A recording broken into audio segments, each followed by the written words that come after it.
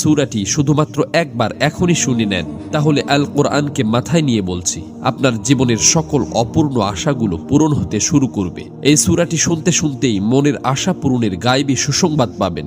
আপনার আশা যত বড় ও কঠিনই হোক না কেন, তা আল্লাহর দরবারে মঞ্জুর হয়ে যাবে ইনশাআল্লাহ।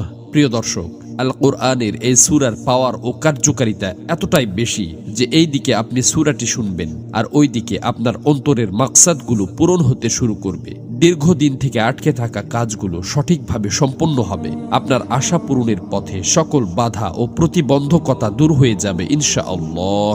আপনার অশান্ত হৃদয় শান্তিতে ভরে উঠবে। আপনি মানসিক শক্তিতে বলীয়ান হতে শুরু করবেন। সকল দুশ্চিন্তা ও পেরেশানি খতম হয়ে চতুর্দিক থেকে সুখের বার্তা পেতে থাকবেন। আপনার কাছে অফুরন্ত রিজিকের ভান্ডার এমনভাবে আসতে থাকবে যে চোখের পলকে আপনার জীবনের সকল অভাব অনটন মুছে যাবে। সুবহানাল্লাহ। প্রিয় দর্শক, সূরাটি আপনাদেরকে শুধুমাত্র মনোযোগ দিয়ে প্রথম থেকে শেষ পর্যন্ত শুনতে হবে, কেননা যে কোনো আমলের ফলাফল তার শেষ পরিণতির ওপর নির্ভর করে। এজন্য আপনি যদি মহান আল্লাহর এই সূরাটি পরিপূর্ণ না শুনেই চলে যান, তাহলে আপনাদের কোনো কাজই বাস্তবায়ন হবে না, বরং যে আশাগুলো পূরণ হতে যাচ্ছিল তা আবার বিগড়ে যাবে। এজন্য অনুরোধ করছি মহান কোরআনের এই সূরাটি কেবলমাত্র একবার মন থেকে শেষ পর্যন্ত শোনার জন্য।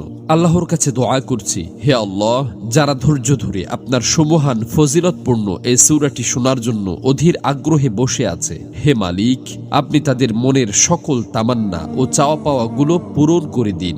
আমিন। কমেন্ট বক্সে আপনিও আমিন লিখে দোয়াতে শরীক থাকুন, কেননা কে জানে যে কার দোয়া কখন কবুল হয়ে যায়। তো চলুন সূরাটি শুনে নেওয়া যাক।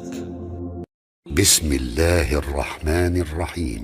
أتى أمر الله فلا تستعجلوه سبحانه وتعالى عما يشركون ينزل الملائكة بالروح من أمره على من يشاء من عباده أن